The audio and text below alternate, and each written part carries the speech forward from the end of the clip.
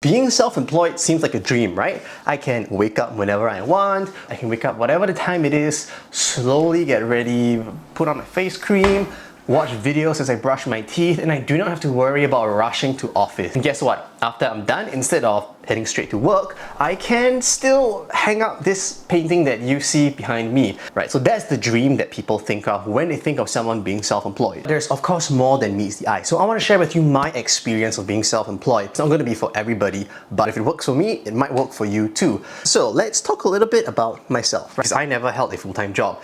Upon graduation, I already started this social media gig that I'm doing right now, and my income generally comes through social media. Some of it is through sponsorships, affiliates, and I'm also able to use my social media platform as a way to start my own agency. So all of this allows me to then run my own business with multiple sources of revenue and allowing me to actually do this whole self-employed thing. The closest that I've ever gotten to a full-time job is probably serving the military for 2 years. I did not enjoy that at all. I'm told what to do, I can only do what I'm told, and I am kind of fixed hours, and when there's nothing to do, I just gotta sit down and wait. And I think that's a complete waste of time, and I really do not like that. And I studied physiotherapy, and so the natural route of physiotherapy is to get to the public hospitals. Now I think, for my batch at least, the pay was around 3.4 to 3.6. That's roughly the starting pay. It may have gone up slightly, but that was a little too little for me, especially when I realized that you could make more money doing something else on the outside. Key point number one, if you're someone who is self-employed, you need to be super driven. Being able to wake up at 3 p.m, hang my painting, brush my teeth, only works if the next 12 hours I'm grinding like crazy. If you don't have the self-drive, you would probably end up just sleeping all day and not working very hard. And I think you will need to have a passion for your job. If you don't have the passion for it, it makes it really difficult. Being completely self-employed means that I have to do everything alone. All the small admin tasks that usually would have a team behind you, all gone. I have to do everything. So on average, if you are a physiotherapist in the public hospitals, you work about 44 hours a week. But I probably clock in more than 60 hours a week. So it's not all rainbows and sunshine. If you're self-employed, if you don't perform, money doesn't come in. So you need to make sure that everything that you're doing is top-notch and the best quality that you can give. And if you don't give your best quality work, people will sense that. And someone else with more passion and more drive will come in and take the job from you. And then number two is the creative control. Like being able to start my own channel and talk about what I want to talk about, when I want to talk about it, how I want to talk about it, I think is the reason why I'm able to turn it into a job. It allows me to bring my passion forward, and I can put my best foot forward. And then I'm able to work extra hard. Look, even though I work 60 hours a week, when I'm passionate, and maybe when you're passionate about something, when you spend 1 hour doing that work, your productivity level soars. You get into the flow state and you learn, and you understand, and you're able to produce things much faster when you're passionate about it than when you're forced to do so because it's a quote-unquote job. And one of the pros is the growth and learning. You have to learn and do so many things all on your own. Suddenly, if I want to film, I need to figure out what lights to get, I need to figure out what's the pricing, I need to figure out how am I going to find customers, I need to figure out how am I going to build a brand, I need to figure out how to do sales, marketing, branding, everything all on your own.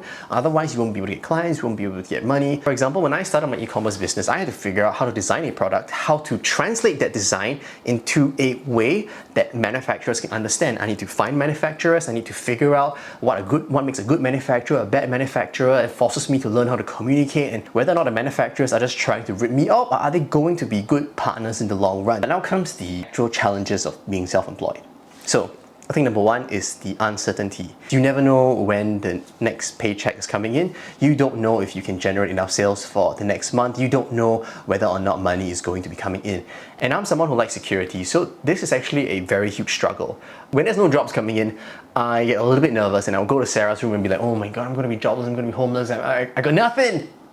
I got nothing. But the ironic thing is, when you look at it from a yearly perspective, I do make more than what I would have if I just went on to physiotherapy in the public hospitals.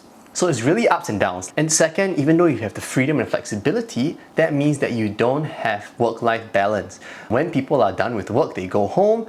I still have to work when I'm home. I still have to work when I'm on holiday. I may be able to quote-unquote go on more holidays, but I'm always working during those holidays. And I think the third one, which not many people understand, is the loneliness.